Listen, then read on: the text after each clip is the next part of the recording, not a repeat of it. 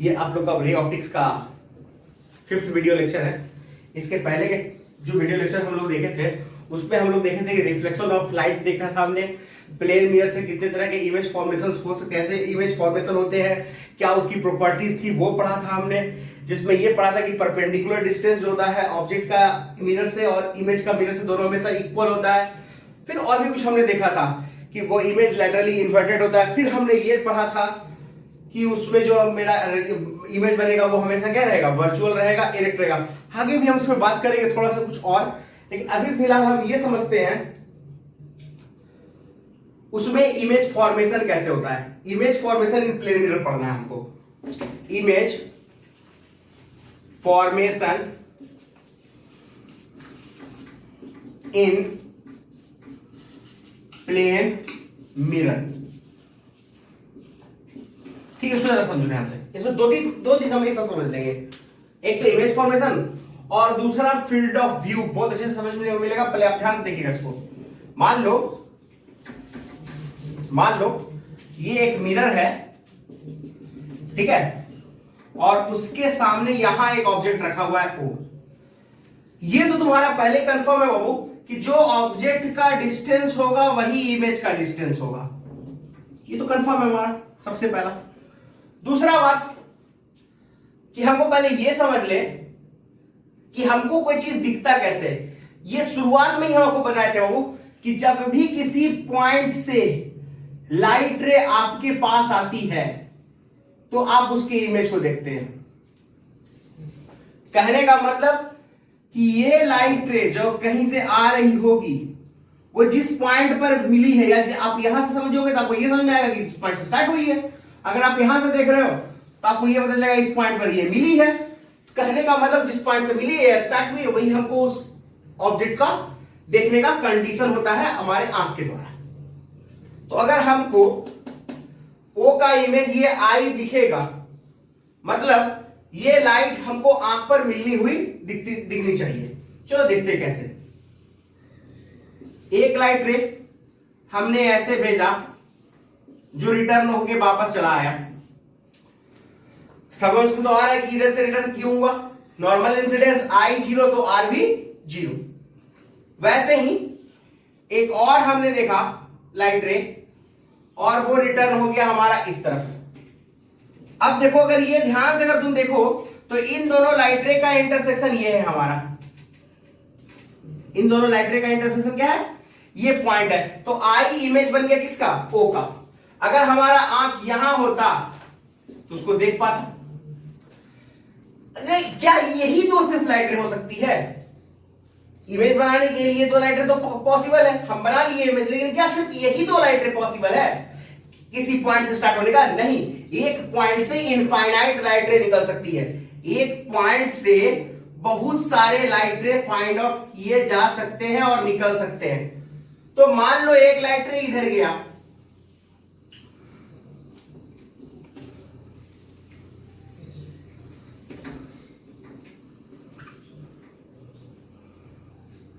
मान लो एक लाइट रे इधर गया तो उसका इमेज इधर आएगा, मतलब उसका लाइट रे ये रिफ्लेक्टेड यहां आएगा। क्या इस रिफ्लेक्टेड लाइट रे के कारण ये इमेज नहीं बना, लेकिन क्या इस आंख के द्वारा ये देखा जा सकता है? नहीं, वो देखा जा सकता है। अगर यहां एक आई होता तो वो उसको देख लेता, इस लाइट रे को, बड़ा आई, मतलब इसको ये पूरा रे दिखता। वैसे ही सोचो कि ये लाइट रे अगर यहां से टकराता तो ये लाइट रे यहां अगर कोई आकर रहता तो उसको यहां से देख सकता था। वैसे ही अगर लाइट रे यहां रिफ्लेक्ट होता तो वो भी देख सकता था, तो वो रे इधर चला जाता।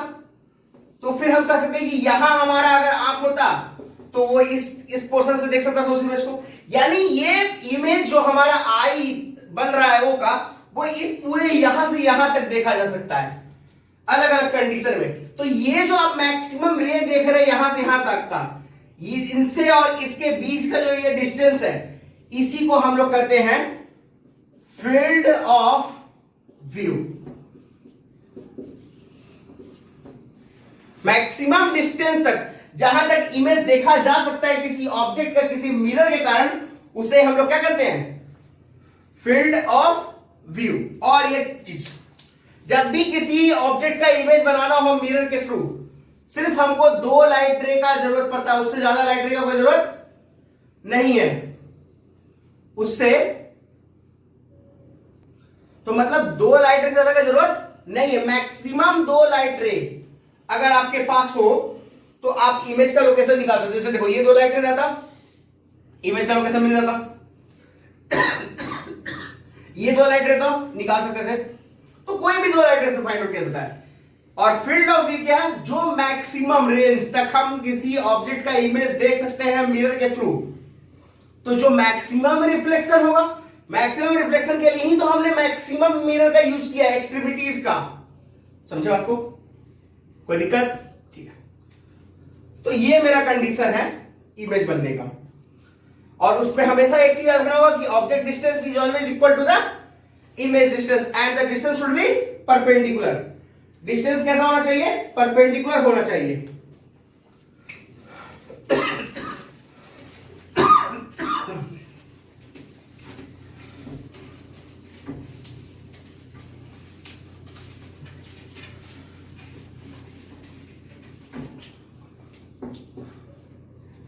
अब इस पे बेस्ड कुछ क्वेश्चन दिया जा सकता है। जैसे मान लो एक क्वेश्चन है,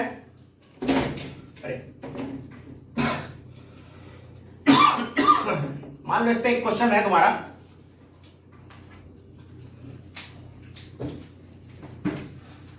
एक मिरर रखा हुआ है,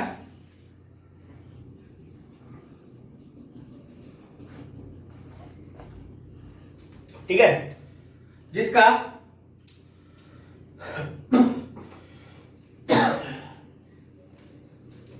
ये दिया हुआ है 30, मतलब एक्स वाई एक्सिस पे रखा हुआ है इस तरह से, और ये दिया हुआ है 40 और ये है 37, और तो वो 37 है, ये 90 है, तो ऑब्वियस हो ये 53 होगा। और हमको बोल रहा है इसका निकालने के लिए ऑरिजिन का इमेज। मान लो यहां हमने ऑब्जेक्ट रखा, उसका इमेज का लोकेशन बताना है। करना क्या है, पहला एक ही चीज याद रखना है आपको, परपेंडिकुलर डिस्टेंस जो ऑब्जेक्ट का होगा वही किसका होगा, इमेज का होगा। यानी ये डिस्टेंस जो ऑब्जेक्ट से परपेंडिकुलर डिस्टेंस यहां का है, वही इमेज से डिस्टेंस होगा मिरर का। मतलब ये दोनों डिस्टेंसेस आपस में इक्वल होंगे। क्या हम लोग इस 53 डिग्री एंगल के से इसको फाइंड आउट कर सकते हैं? क्या फाइंड आउट किया जा सकता है? तो सबसे पहले क्या देखना है, क्या है, 90 डिग्री एंगल है, ये 53 डिग्री है, इसके लिए परपेंडिकुलर है और ये मेरा हाइपोटेनस है या नहीं है? है। चलो देख लेते हैं। तो इसका नाम OM कर देते हैं।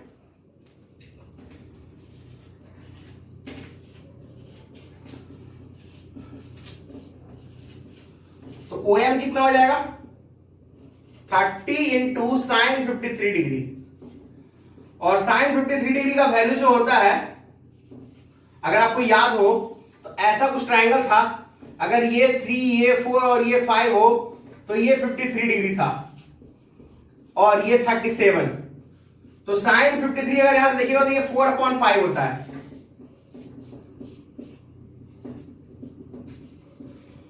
तो 24 हो गया।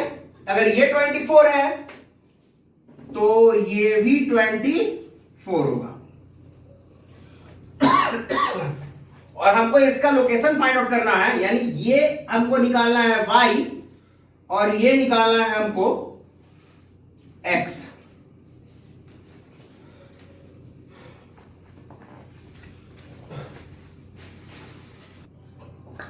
तो देखो OM कितना हो गया, 24। तो OM हमारा 24, हमको फाइंड आउट क्या करना है, ये और ये। तो पहले इसमें परपेंडिकुलर जो है यहाँ पे दिए, तो उसका नाम डाल देते हैं n, यानी IN और OM निकालना है। और अगर OM 24 है तो OI कितना हो जाएगा, ये 24 तो ये भी 24, तो OI कितना आ गया हमारा 48। अब इस ट्रायंगल समझो, अगर ये 53, ये 90, तो ये कितना हो जाएगा हमारा 37। और हम यहां से चाहे तो हम ये फाइंड आउट कर सकते हैं एक्स और वाई का वैल्यू। कैसे? तो देखो साइन 37 कितना हो जाएगा y अपॉन 48। ठीक है, तो y कितना हो गया हमारा 48 साइन 37, और साइन 37 का वैल्यू यहां से देख सकते हैं 3 अपॉन 5, 192 डिवाइड बाई 5। फिर वैसे ही अगर हम लोग cos 37 अप्लाई करें तो कितना हो जाएगा x अपॉन 48, तो x कितना हो जाएगा 48 cos 37। फिर वैल्यू हो जाएगा इसका 4 अपॉन 5, 48 96। एक मिनट, वो यहां थोड़ा सा गलत हो गया ना मल्टीप्लाई में, 48 400 120 और 24 144 हो जाएगा, ये 192 होगा। यानी i का जो कोऑर्डिनेट आया वो कितना आया 192 अपॉन 5, 144 अपॉन 5। देख सकते हैं आप, ऑब्जेक्ट हमारा ओरिजिन पे था, उसका इमेज यहां बना। कंसेप्ट क्या यूज किए हम लोग? तो जो ऑब्जेक्ट डिस्टेंस इक्वल होता है वो हमेशा किसके इक्वल होता है? इमेज डिस्टेंस के, परपेंडिकुलर वाला। ये कंसेप्ट हमेशा यूज करिएगा, आपका क्वेश्चन बन जाएगा। अगले कंडीशन पे चलते हैं हम लोग।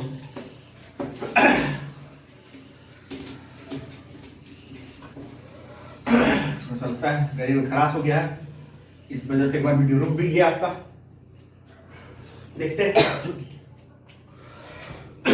अब देखिए आता क्या है, नेक्स्ट टॉपिक क्या है? Effect on reflected ray when mirror is rotated. जब मिरर को रोटेट करेंगे तब, रोटेटेड कीपिंग इंसिडेंस रे फिक्स्ड, इंसिडेंस रे फिक्स्ड।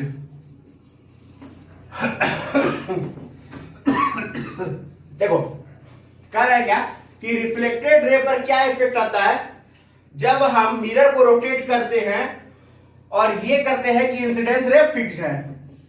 मान लो ये मिरर है हमारा,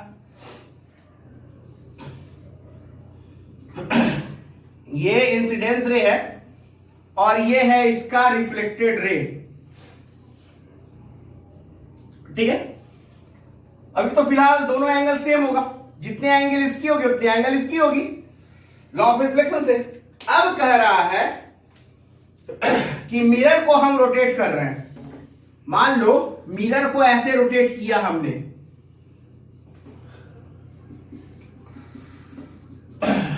ठीक है, और ये एंगल जो हमने रोटेट किया ये कैसे डायरेक्शन में? देखो तो ये क्लॉकवाइज है या एंटी क्लॉकवाइज? तो अगर आप ध्यान से देखोगे तो ये डायरेक्शन क्लॉकवाइज है, और क्लॉकवाइज हमने कितने से रोटेट किया? थीटा से। फाइंड आउट ये करना है कि अगर इंसिडेंट रे हम को फिक्स करें, मिरर को रोटेट करें थीटा से, तो रिफ्लेक्टेड रे पर क्या होगा? रिफ्लेक्टेड रे पर क्या होगा? मान लेते हैं कुछ हुआ इसके साथ, बेचारे के साथ, ये यहां पहुंच गया, ये आर से आर डैश पे पहुंच गया, ये सोर्स है जहां से लाइट आ रही थी। ठीक है, इसका भी तो नॉर्मल होगा जो हमारा इस पोजीशन पे है, तो इसका पहले नॉर्मल बनाते हैं हम लोग। देखो जब ध्यान से, ये पहला नॉर्मल था, अब ये नॉर्मल एन डैश हो गया। अगर इसको ध्यान से देखो एक चीज को, ये है मिरर और ये नॉर्मल, अगर इसको थीटा एंगल से रोटेट करोगे तो नॉर्मल भी उतना ही एंगल से रोटेट हो रहा है। समझे बात को? हम जितने एंगल से मिरर को रोटेट कर रहे हैं उतने ही एंगल से उसका नॉर्मल भी रोटेट हो रहा है। कहने का मतलब क्या है कि ये एंगल भी कितना होगा? थीटा। अब ध्यान से, ये दोनों इक्वल है ना, अगर ये आई तो ये भी आई। अब देखो नॉर्मल हमारा एन से कहां चला गया? N dash. तो अब जो रिफ्लेक्शन ऑफ एंगल बनेगा, एंगल ऑफ इंसिडेंस, वो आई प्लस कितना हो गया? थीटा। तो ये भी कितना होगा बाबू? आई प्लस थीटा। कोई दिक्कत? क्यों? क्योंकि हमने पढ़ा है angle of incidence is always equal to the angle of reflection. अब देखो ये पूरा आई है, उसमें से ये थीटा चला गया तो कितना बचा? आई माइनस थीटा। इसको अगर ध्यान से देखना, अब हमको निकालना क्या था? आर से आर डैश जाने में क्या एंगल हुआ, देख लो। तो angle R O R dash क्या हो जाएगा उसको देखते हैं। तो अगर हम इस पूरे एंगल से N dash O R dash से एन डैश ओ आर हटा दे, आर ओ आर डैश मिल जाएगा हमको। तो क्या लिखेंगे? Angle N dash O R dash minus angle N dash O R, यानी आई प्लस थीटा से आई माइनस थीटा हटाएंगे, minus I plus theta two theta. लेकिन देखना है किस डायरेक्शन में मूव किया। तो अगर आप ध्यान से देखोगे तो आपका मिरर था कौन से डायरेक्शन में? क्लॉकवाइज। और ये भी रोटेट किस डायरेक्शन में हुआ है? क्लॉकवाइज। तो हम कहेंगे कि रिफ्लेक्टेड रे उसी डायरेक्शन में मूव करता है जिस डायरेक्शन में मिरर मूव करता है। ठीक है, तो इसको जरा लिख लिया जाए। Reflected ray rotated by double angle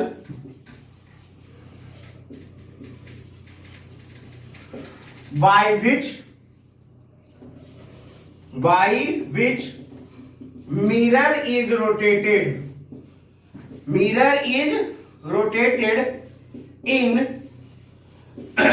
same sense करने वाला, ये क्लॉकवाइज तो ये भी क्लॉकवाइज, ये एंटी क्लॉकवाइज तो ये भी एंटी क्लॉकवाइज। याद रखना।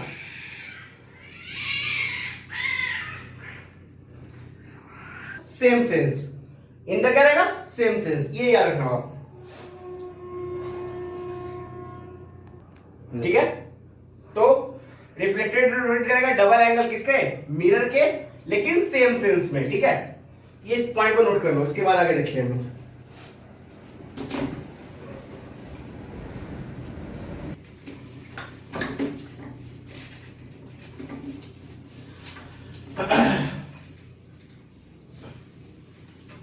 चलो देखते हैं एक और चीज।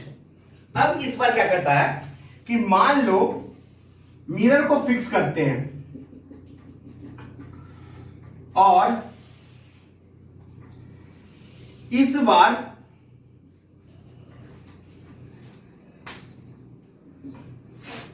रिफ्लेक्टेड रे को ही रोटेट कर देते हैं। तो एरो थोड़ा सा गलत हो गया, आ रहा है लाइट। रिफ्लेक्टेड रे को चेंज में लाएंगे, लेकिन इस बार इंसिडेंस रे को रोटेट कर दे रहे हैं हम लोग। इंसिडेंस रे को रोटेट कर दे रहे हैं। मान लो इंसिडेंस रे को हम यहां लेके चले आए, कितने एंगल से? थीटा एंगल से। ठीक है, अभी एंगल आई था यहां भी और ये भी। अब एंगल कितना हो गया हमारा? तो अब हमारा एंगल हो गया आई प्लस थीटा। तो इधर भी एंगल कितनी होनी चाहिए? आई प्लस थीटा। तो रिफ्लेक्टेड रे कहां पहुंच जाएगा? आर डैश पे, और ये एंगल भी बन जाएगा कितना हमारा? आई प्लस थीटा। यानी कहने का मतलब क्या हुआ बाबू? इस बार देखो जरा ध्यान से, हमने इसको एंटी क्लॉकवाइज रोटेट किया और ये कैसा रोटेशन मिला हमको? क्लॉकवाइज, लेकिन सेम एंगल, थीटा एंगल ही मिला लेकिन अपोजिट डायरेक्शन में। तो लिख लेंगे if reflected ray is rotated, अरे reflected incidence, if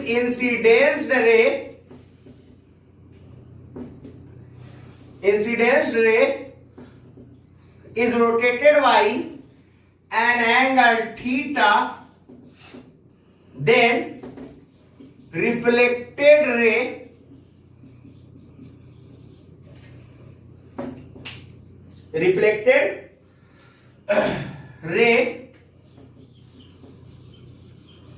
also rotated by an angle theta in same sense कहने का मतलब अपोजिट सेंस कहने का मतलब कि अगर ये क्लॉक तो ये एंटी क्लॉक और ये एंटी क्लॉक तो वो क्या हो जाएगा क्लॉकवाइज। क्लियर है? ठीक है। लेकिन in this mirror is fixed, mirror को रोटेट नहीं करना है। मिरर का रोटेशन हम लोग देखे, लेकिन यहां मिरर को रोटेट नहीं करना है। इसको नोट करो, इस पर क्वेश्चन देखते हैं हम लोग। क्लियर है? क्या कंडीशन लेना है, हम लोग को? तो हम क्या देख रहे हैं यहां पे, अगर इंसिडेंस रे को रोटेट किए एंगल थीटा से, तो रिफ्लेक्ट भी कितना से हुआ है? थीटा से रोटेट। रिफ्लेक्टेड रे भी कितना से रोटेट हुआ? थीटा से। लेकिन इसके अपोजिट में अगर ये एंटी क्लॉक तो वो क्लॉक, अगर ये क्लॉक तो वो एंटी क्लॉक। इस पर एक क्वेश्चन देख लो।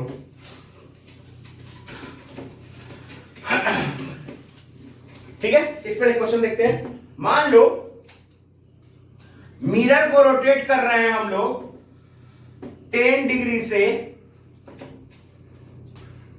क्लॉकवाइज डायरेक्शन में, ठीक है, और इंसिडेंस रे को रोटेट कर रहे हैं 20 डिग्री से एंटी क्लॉकवाइज डायरेक्शन में। बताना है कि नेट डेविएशन कितना होगा। किसका? रिफ्लेक्टेड रे का। नेट डेविएशन किसका बताना है?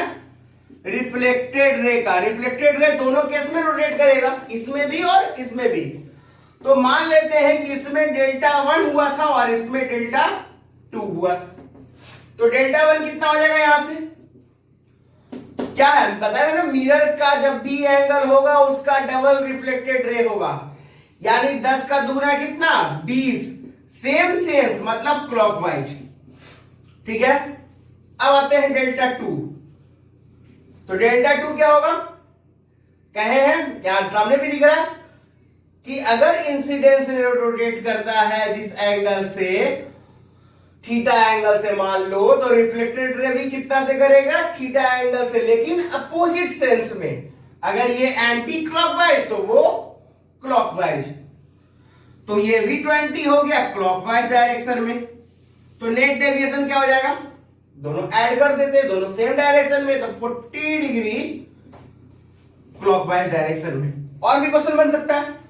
मान लो मिरर को रोटेट कर रहे हैं हम लोग 5 डिग्री से क्लॉकवाइज डायरेक्शन में, इंसिडेंस रे को रोटेट कर रहे हैं हम लोग 20 डिग्री से, इस बार ये भी क्लॉकवाइज ही डायरेक्शन में है। हमको बताना है नेट डेविएशन। डेल्टा 1 कितना हो जाएगा बताओ जल्दी से।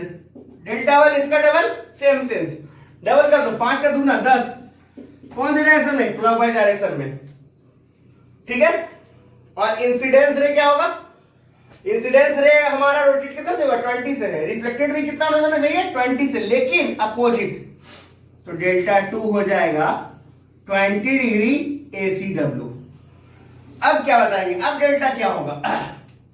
क्या 20 और 10 30? नहीं, दोनों अपोजिट डायरेक्शन में है। और हम लोग हमेशा एंटी क्लॉकवाइज को पॉजिटिव लेते हैं और क्लॉकवाइज को क्या लेते हैं? निगेटिव। एंगल में पढ़े हैं हम लोग। तो टोटल क्या हो जाएगा? 20 में से 10 गया कितना? 10 डिग्री ACW। याद रखिएगा, clockwise negative, anti clockwise positive. तो आज का टॉपिक हम यहीं पे खत्म करते हैं। नेक्स्ट टॉपिक में इसके आगे चलेंगे हम लोग। ठीक है, डेविएशंस पे, मिरर पे डेविएशंस पे। तब तक के लिए शुभ रात्रि, सब वक्त है।